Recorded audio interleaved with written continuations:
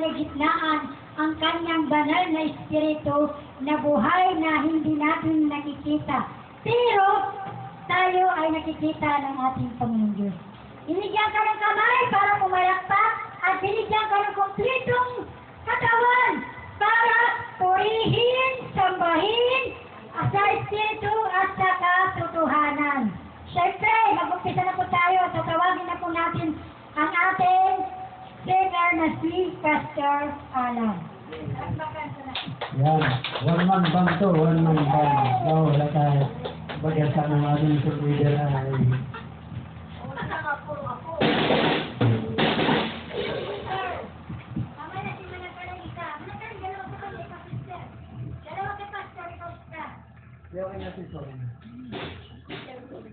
Please, look, sound, hello, sound, hi, hello. Okay, magandang maga sa tigay.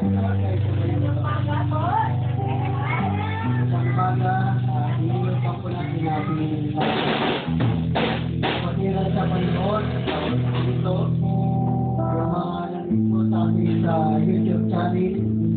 Ayun po ay ang welcome sa gawain po ng ating Panginoon. Luzon, Visayas, at Mindanao, sa mga oras po ito, maging sa ating po Facebook.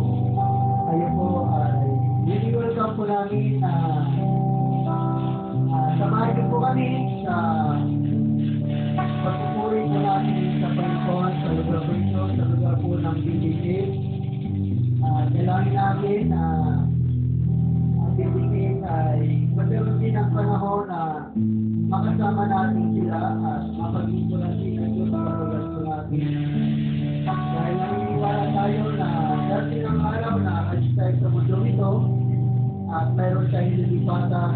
Ang lilipatan po natin ay buhay na walang hanggan. So ang gusto lang ng Panginoon na magkaroon po tayo ng time at panahon na pag-ikulan po natin siya para huwag po tayo mapunta doon sa napuli mo ng impyerno. Ang gusto ng Diyos, mapunta tayo sa kanyang pinag-uran doon sa langit. Hallelujah. Kaya, i-welcome namin ang lahat, ang aming mga kapitbahay, sa Philippines ito. So kayo po ay may time at panahon ay i-welcome po namin kayo na dumalo sa gawain po ng Panginoon sa lugar po ito. At maniwala po tayo na ang Diyos ay mayroong gagawin sa iyo. Hindi lamang sa mundo ito, maging sa kabilang buhay na patutunay mo. Dahil darating ang araw na magbibigla na lang tayo na wala na tayo sa mundo ito. Kaya habang nandito po tayo sa mundo ito, matuto tayong pag-ikuran natin ang Diyos. Pasalamatan natin siya sa mga biyayang pagpapala na pinagkakalot niya sa ating araw-araw. Hallelujah, Lord. Lahat ng kayamanan natin dito sa mundo ito, tayo po ay piniliwan mo yan pagdating ng panahon. Sana gawin ko lamang ang iyong trabaho sa loob ng ating araw. At pagdating ng gabi ng araw, bigyan mo ng panahon ng Diyos. Dahil ang totoong buhay mo ay wala rin sa mundo. Nasa kabilang buhay. Gusto ng Panginoon na matungtungan mo siya, katulad namin, gusto ka namin makasama sa gawain. Yes, glory Lord, praise the Panginoon sa oras dito. Pagdating namin pagdating sa umaga.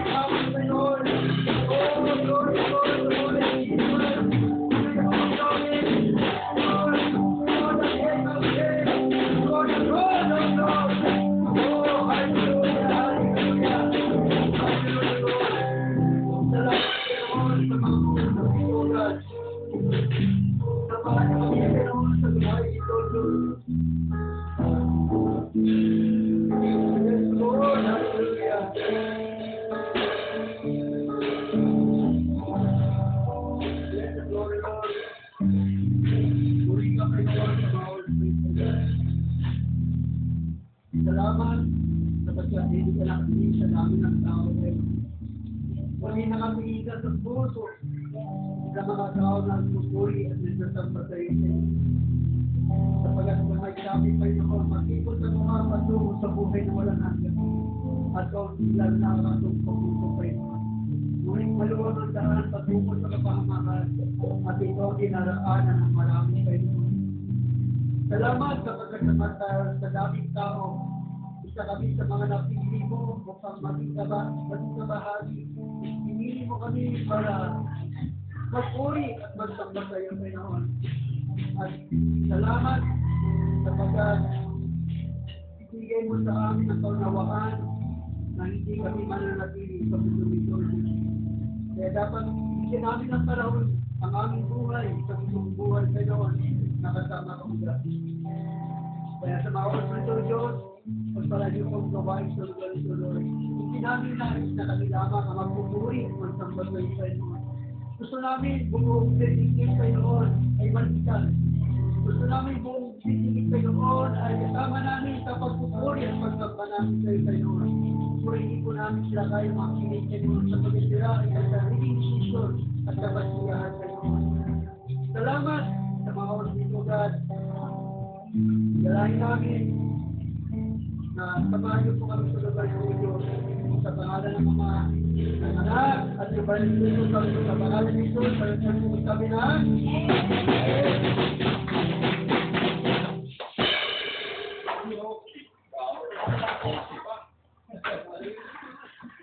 Kita ko bantay. Siyempre, Holy Spirit ngayon. Dumako na po tayo sa ating pagpapasalamat. Lalo na siyempre, magsulat pa tayo. Yan ba yan? Meron yan? Siyempre yung salamat sa nanonood na disciple of Jesus Christ na walang sawang manunod sa amin. Ito po ay buhay na walang hanggang. Ang spiritual na pinag-uusapan nga ba? Pag nandito ka sa loob ng church, sabi nga, kumakain ka ng katawang lupa, at pinaka-importante sa lahat, mga kapatid, yung spiritual mo. Yung kung paano tayong pagdating ng panahon paghuhukom, yun ang dapat natin paghandaan sa ayaw at gusto natin. Yun talaga ang nakalaan sa buhay natin. Siyempre, salamat siyempre sa magkakaroon ako ng cellphone. Ito ay kaloob ng akin. Siyempre, bibigyan mo na ko na. next week pa nga, di ba, pinagandaan. Yung cellphone, siyempre, maglalaan din ako ng Bible doon, di ba, Pastor? Kasi important sa buhay yung Bible na ating hindi man ako nakakadalo sa Bible study, ang pinaka-importante sa buhay ko ay yung araw ng linggo. Kaya yun ang paglalaanan ko hanggang sa ako ay mawala dito sa mundo. At pangarap ko, sabi ko sa pamilya, pag ako nawala, gusto ko yung natutulog lang ako. Katulad ng pastor namin doon, dati nandun pa ako sa Malabon, yung pastor namin, 80 mahigit na, yung pinanalangin talaga niya lagi sa kanya, yung pag namatay siya, yung natutulog, alam mo, binigay sa kanya ng Panginoon. Tulog siya, na wala siyang nakaramdam na sakit na kinuha siya. Kaya doon nagpapasalamat ang asawa niya na hindi siya nalagaan. Pagkos, yung lagi ang pinapanalangin siya sa ating Panginoon. Walang imposible sa Panginoon Diyos, tandaan nyo. Sabi nga, hindi lamang nabubuhay sa tinapay ang isang tao. Kanino nabubuhay, saan nabubuhay? Sa kanyang mga salita lamang, di ba? Salita! Yung salita na hindi natin nakikita, yung Diyos na Espiritu at imamba ka sa katotohanan, di po ba? Sabi nga ng Panginoon, sabi nga ng Mateo, pinaka-paborito ko verse, hindi lahat ng tumatawag sa akin, Panginoon ay makakapunta sa karan ng langit, kundi ang sumusunod lamang sa kalubang ng Amang nasa langit. Mapalat po tayo sapagkat po tayo ay pinili. Pag pinili ka, wala ka na talaga magagawa kasi nakalista ng pangalan mo sa bayad mo sa akyat ng buhay. Susunod ka ba o hindi? Siyempre para sa akin, ako ay susunod sapagkat yun ay kaluuban. Hindi ko yung kaluuban. Hindi ko kaluuban yung ginagawa natin. Kaluuban yung ating Panginoon Diyos.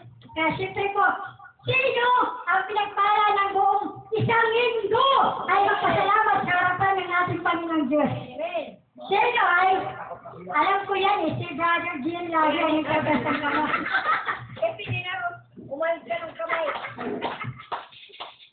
Ano po, naka-mindset na sa kanya yan eh. Tama ba? Salamat kay Jesus Christ. Siya ngayon ang bantay sa pintuan. Yung ano, ang tawag ito, Queen, Guardia. Napakahali. So, ibig sabihin, ang mga testimony natin dito, unti-unti po nagagawa. Kasi kung di ko nasabi yun, ano ba ni Pastor yun? So, yan, magandang umaga po sa lahat. Ito naman tayo. Siyempre, magsasalita rito. Ang hindi siya sabay ko. Hindi pa ako pastor, Brother Jerry lang. Dahil nang sabi sa akin, pastor na raw ako. Tinulogin ng Panginoon, bakit hindi? So, tatapikin natin dito yung ano, sa Kawikaan 14:21. Ang bawat sabi nito, ang bawat pagsisikap ay may pakinabang, ngunit ang hangin mauwi ang basta salita lamang. So, yun po. Ito, nangyari po sa atin yan. So, ano ba ang pinapilano ko nila yung manusik? Ano ba sa Tagalog mindset, kaisipan? So, ako po may kaisipan, tayo may kaisipan din ngayon ng Panginoon. So, ang kaisipan ko, yun, yung magkaroon ng maano yung mga tao sa Panginoon.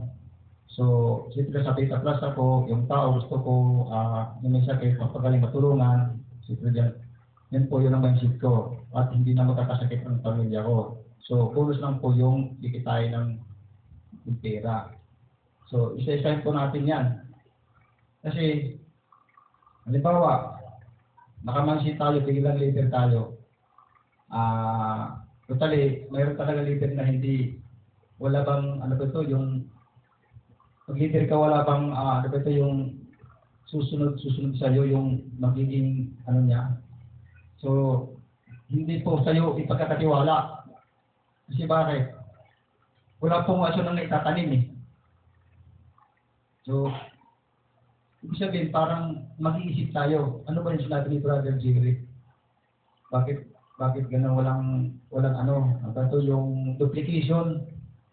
Totally, alam na po natin yan. May duplication dito si Pastor Ramon. Kasi leader si Pastor Alan. So, lahat tayo pwede.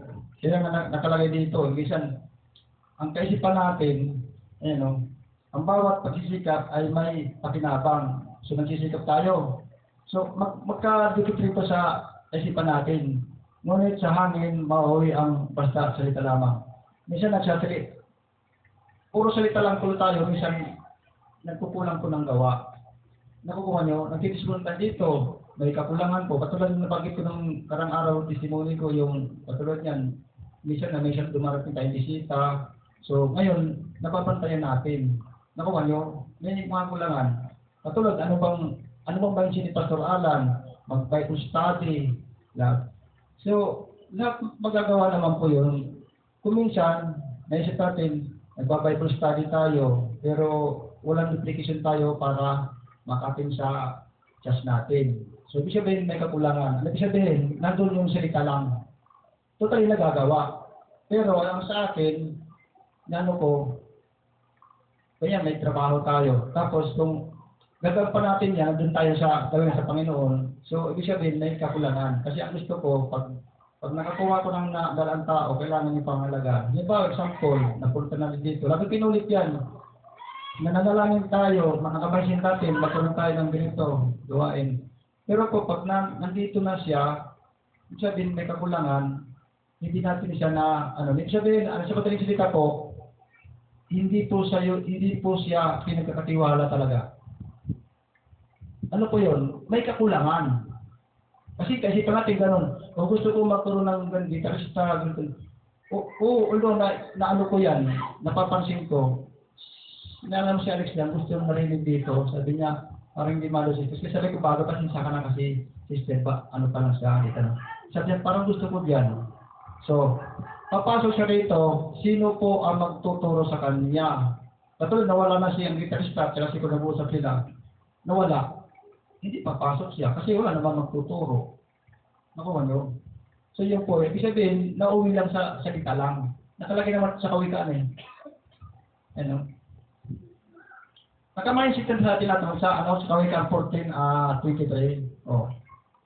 Ngunit sa hangin, mauwi ang basta salita lang. Kaya, tinangay ng hangin, nasaan ba yung magtuturo? Kasi nag-uusap sila rito, ginausap ko rito, nasaan siya? O gusto lang pumasok ng tao, buti nga, bantay na tayo. Diba? So, kaya, kailangan, di ba? Malay, papasok ito, o sino ba yan? O, nag-distract naman tayo. Kaya nung nagsasalita si Sister Ann dito, may kausap, tapos si Pastor Ramon, sila lang dalawang kausap. Ako nag-iisip ako, ano ba kung sino pakikigang doon? Ano ba? Kaya sabi ko, kaya ibig sabihin, tayo, gamitin tayo, kaya pag nagsasalita tayo rito, mahalaga po. Mahalaga po yun. Kasi bakit? Balita po, magandang balita eh. Oh, lahat tayo. Bakit sa pastor naman? Pero may nagbibigay dito, magsasalita dito na totoo. Halimbawa, example, katulad yan, yun yung nangyari kay si Sabi na wala na ngayon. So malungkot no? Oh, alam naman luluha ako. Uy, iyak talaga ako. So, ibig sabihin, nag-imot ako, bakit hindi nila magusto? Try mo lang ang Beta Plus, hindi ko makatulong. Kasi nangyari na kay Pastor Junalig doon, ganun din, sakit. So, ibig sabihin, pwede po maulit. Ano po yun? Pangalawa, kay kapatid ni Jomare. Si Jomare, yung kapatid niya ay may sakit na pneumonia. So, ano sabi sa akin? Naniniwala ko yung bibigyan mo isang box. Sabi ko, nagpapastor ka pa naman. Naniniwala. Binigyan kita 5 sasi. Sabi ko pa, inumin mo siya kasi gusto ng kapatid mo. Anong sagot ng wala raw kami budget. Lagi ko narinig yan. Ngayon, nangyari. Ito masasaktan kahit ang si Joe Marie. Kaya hindi makapag-sa aking friends ko siya. Titinda siya ng sapatos doon. Mahal talaga. Although mahal sapatos, pero wag mong trade ang kamahalan. Kasi bakit alam ng tao ron. Marami na nag-iimod doon. Sabi ko, tapos lang yan. Ano nangyari? O, ang sabi doon, buti nasunog ang aroma, naubos ng kanyang mga paninda. Sabi ko, bro, hindi ko na alam yun. O diba, nagtitipid ka pang kalusugan, namatay ka pati ng ilang minom ng dalang gold para gumaling. So ngayon, wala na naman siya. So nakakalungkot ko, diba? Yun ibig sabihin ko na, minsan ang mindset natin, ito sa akin, mindset ko ngayon, mayroon akong ako magiging leader. May left and right na ako. O sa eco siya. Ayan, natututo siya. Meron naman ako narating doon sabi. Ibig sabihin, ipinagkatiwala sa akin. Ang mindset ko, ang lahat ng mga chats, mataniman ng isang sasilang ng First Beta Plus. So nangyayari po, kaya pagka isipan natin, minsan, sorry sister, minsan, okay lang, kahit lang tayo, okay lang po yun. Pero kung papayag na lagi lang tayo, total, tinan mo, unti, dumarating. Kung muna siya 5, ngayon, nalagdagan ng 3. O, di 8 na. O, wala, di ba? O, 8. O, sabihin, ang ganda ka, kasi dyan, may pantay na nga eh. So, yun, nakuha nyo? So, salamat sa Panginoon, sa verse na, po. Thank you. Ang tao kasi minsan, hindi natin pwede pilitin. Pag ayaw, di ba? Kasi, alam mo, hindi natin mapilit pagka inayaya natin. Kasi bakit? Kasi patay yung spiritual. Paano mabubuhay spiritual kung hindi siya nakikinig? Ganun lang yun, di ba, Pastor? Kasi kahit anong pilit, kahit anong pag-ayaw talaga. Ang bawat isa ka sa atin may pinagkaloob ng Panginoon. Kung ikaw ay para sa Panginoon yun. Kahit mababasa nga natin sa Bible, sabi nga, nilalaman ng Panginoon kung sinong anak ng Diyos at kung sinong anak ng tao at kung sinong anak ng Diablo. Mababasa natin yan. Ako, lagi ako nagyayaya eh. Pero hindi ako napapakot. Pero kasi iniisip ko, patay pa talagang ka ng spiritual, kaya ayaw nila magsunda. Kahit anong pilit mo, kahit sulan mo pa yan, kahit ano, kasi ayaw nga, wala tayong magagawa doon. Basta ang importante lang, yung mga pinilit dito ay maglingkod lang, yung lang ang inaano natin. Dahil hindi natin pwede pilit ng isang tao kung ayaw, di ba? Kahit saan kayo pumunta. Kung ayaw, magagawa ka ba? Kaya wala tayong magagawa ka siguro kasi kahit saan talaga. Pag sinabi na, yayain mo ay magsimba, patay ngay, paano nga mabubuhay kung patay na spiritual? Mababasa nyo naman sa Bible yun eh. Diba, Pastor? Kaya ay huwag natin sabihin natin na konti tayo, hindi kasi sabi ng kahit kung konti tayo, pasalamat tayo sa Panginoon. Importante ipinapagpatuloy natin ang ating mga gawain. Hindi yung mamimili tayo na huwag po tayo magreklamo sa Panginoon. Ayaw po ng Panginoon magreklamo tayo.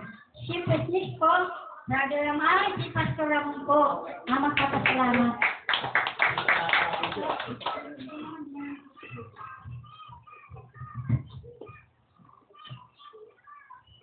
Salamat ako, Tig. Ito yung sinasabi mo. Proud ako sa sinasabi mo. Kasi nung papunta na ako dito, talagang sinubukan ako ng kaangay. Sa tindahan, nabili ako ng Gatorade. Meron ako nakita ng dating youth ni Pastor eh. Dati nung dito nakatira yun. Tumaba siya ngayon. Bro, basta. Saan nakilala? Pastor, tayo po na. Saan ka ngayon nag-church? Pastor, matagal na akong wala sa church.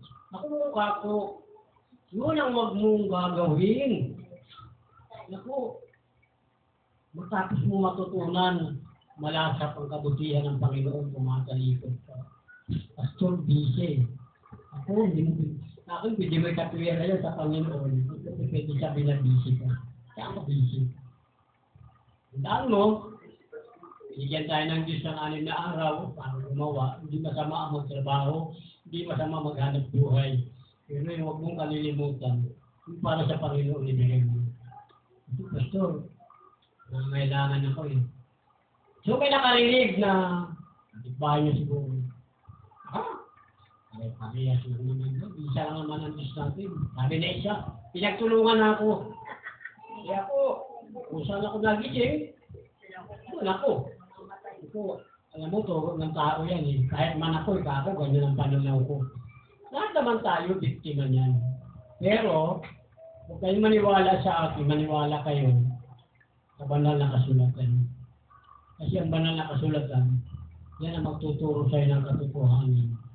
Magbubukas ng natutulog mong kaisipan at makikita mo yung hiwaga ng Panginoon. Sabi ng, basta binibira talaga ako, binibira. Sabi ko, alam nyo, ako yung mga pangangatwiran nyo na yan. May sasali niya hanggang sa inyong mga anak. Nalala nyo yung mensahe ko nung linggo? Bigyan tayo ng otoridad ng Panginoon. Hindi lahat ng tao binigyan ng otoridad para ipangaral ang salita ng Diyos. Ngayon, sabi ng kapatid natin, ang isang patay, kahit anong gawin mo, sabi ko sa Bisaya, yaw-yaw ka ng yaw-yaw, diri ito mamamati. Ay ano? Patay eh. Diba? Isa niya ilustrasyon ko, ang isang nakaburo na patay, kahit na nag-aaway-aaway na naglalamay dyan, walang pakialam yan eh. Ganon ang tao na patay ang kanyang kaluluwa. Kaya mapapalag tayo na nakaunawa at tandaan natin, ang pangunawa, binibigay ng Diyos sa mga taong alam niya na maipamumuhay ang kanyang kaluluwa. Ibilan ng taong pangunawa. Kaya yung tao katanong share mo, kahit napakaganda sinasabi mo, halos makatalsik na yung laway mo sa kasi-share. Hindi yan naman, hindi maniniwala yan. Bakit? Patay eh. Pero yung tao, tingnan mo, ano ang sign ng tao na binuksan ng Diyos ang kanyang puso? Isang mo lang na mit eh. At makikita mo, hanapin ka na. Saan ba bahay ni Pastor Alan? Sa Amban Church, ng Building 8. Yun ang sign. At makikita mo magpapatuloy yan. Ang tao na binuhay ng Diyos, mayroon siyang uhaw. Uhaw saan? Salita ng Diyos. Gutom sa salita ng Diyos. Hahanapin niya yun. Bakit? Buhay na eh. Tandaan natin na hindi natin trabaho ang magligtas ng tao. Trabaho ng Diyos yan. Ang trabaho lang natin, kasangkapan. Tayo ang mouthpiece ng Panginoon. Para tayong ambassador ng langit dito sa lupa. Tayo yung tagapagsalita. tayo magtuturo. Tandaan natin yan. Huwag natin pilitin. Sabi nga ng ating kapatid, huwag mong pilitin. Kahit anong gawin mo dyan, hindi mo mapipilit yan. Pero, wala ka pang sinasabi, pag binuksan ng Diyos yan, hindi ka na mahirapan. Nasama at nasama yan, magpapatuloy at magpapatuloy yan. Dahil yan sa gawa ng Diyos. Salamat po. Next po, Sister Tracy.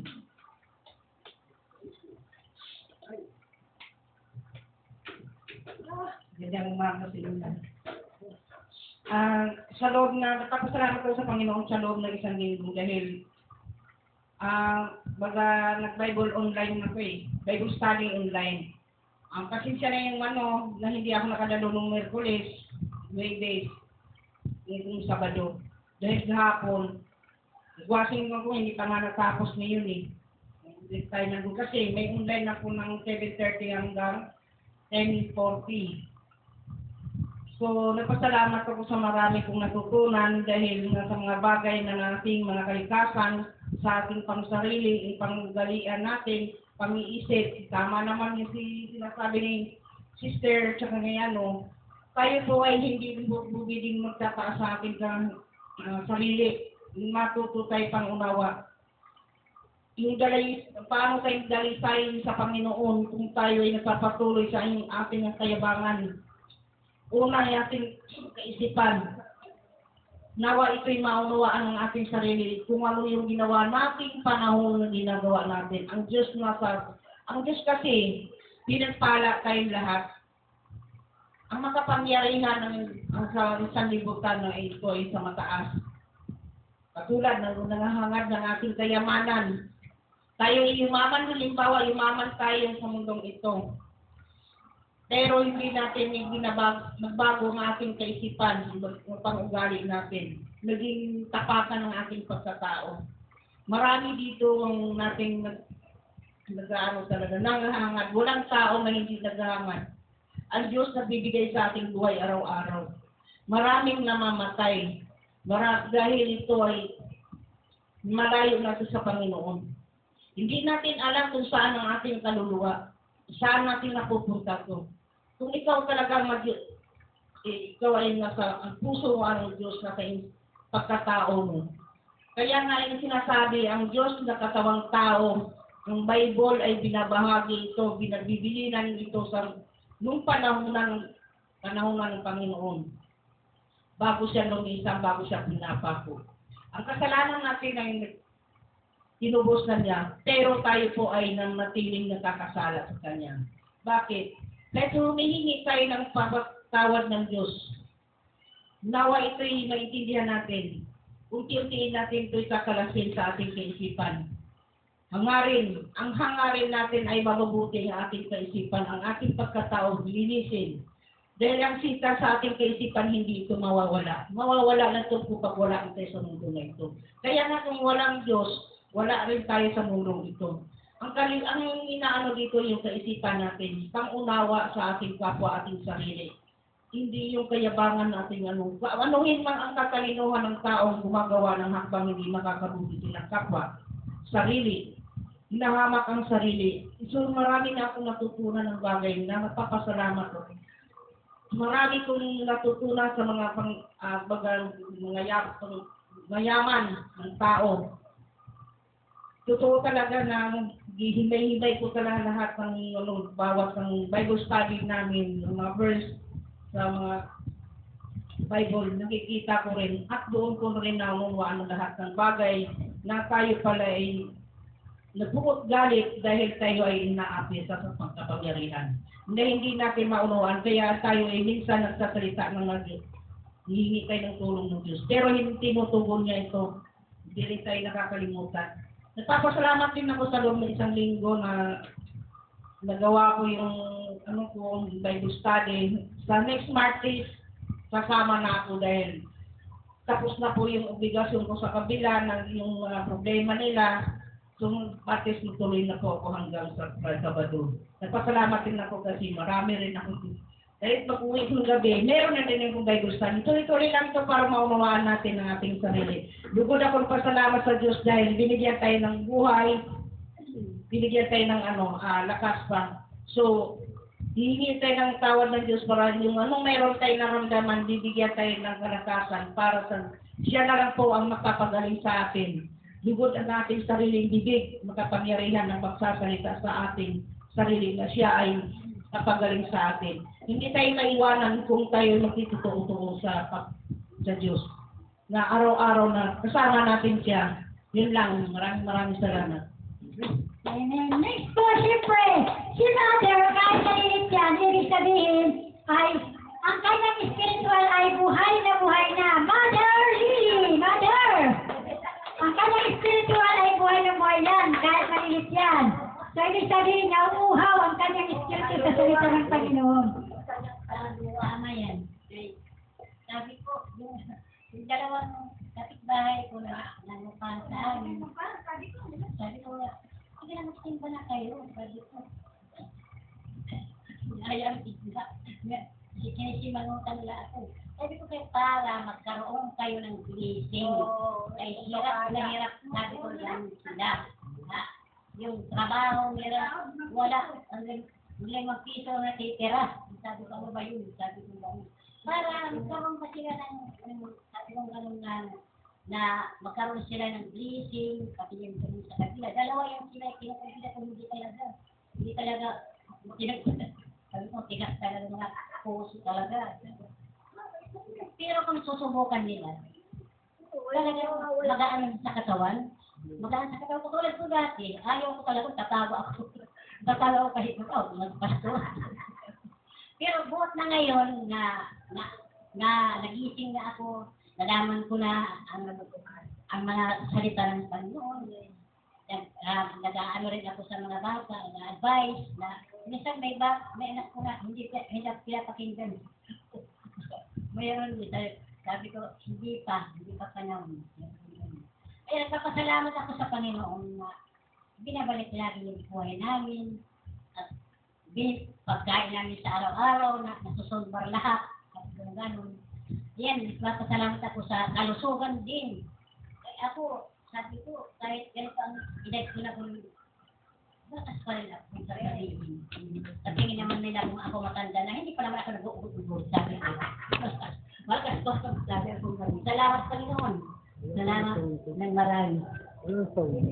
Nayaya ko yung kapatid ko, dati Christian yan. Sabi ko, huwag kang tumalikod sa ating Panginoon. Naging Christian ka, tumalikod ka. So, ibig sabihin, binulag muli sa sanlibutan ng kanyang isipan, pati kanyang puso, di ba? Kaya ganun nangyayari. Nanay! Last po! Nagpapasalamat, Nanay! I love you! Si Nanay, hindi na yan, pero ay itiit na. Buhay na buhay ang spiritual ni Nanay. Ayo, salamat. Sige na, dyan na. Ang ating pinakamagandang Nanay. Sige na. Salamat ako sa Panginoon dahil pumunta ako ng apilan. Oo. Napakulang ko yung bumahin na may amahalan. Tapos doon sa tindahan, yung truck na Elizabeth na truck, sabi yung Nelson, ay sabi-sabi ka sa truck and truck. Nagkatayo ko sabi, bigla ko binanggal ka ako. Pakiramdam ko parang bato, bigat-bigat. Salamat po, hindi mo na ako natumba. Sagutan, maglakad ka sa parang klaseng. Salamat po niyo na nag-ibay ang pagtayo ko. Hindi talaga ako kapatigan-bigat yung tao. Yung tao na bigat tumag-alam ng mga atras yung truck. Ulawan, ako salamat ako sa noon talaga natin utang na rin po sa Diyos. Dahil yung bukol, pagdating sa alam mo na sabi ko, Panginoon, bibigyan ko pa akong kunting panahon mabuhay dito sa mundo. Sa dapat noon ko alisin, mamaalit ang bukol ng aking liin. Salamat Panginoon. Salamat talaga ang latang kapulit ko. Salamat po sa Diyos. Dahil wala ang bukol na parang kamao ng bata na ng tao. Salamat po.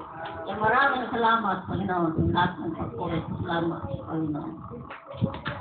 Amen. Yung ako na po tayo sa salita ng Diyos. Ang ating